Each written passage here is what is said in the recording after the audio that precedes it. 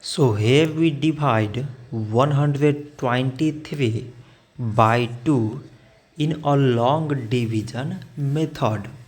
So 2 times 6 means 12. On subtracting we get 0. So now we bring down the number beside this 3 and we remove this 0. So 2 times 1 means 2. On subtracting we get 1. So now this 1 is less than 2 and there is no other number beside. So we put here decimal so that we keep here 0. So now it became 10. So 2 times 5 means 10. On subtracting we get 0.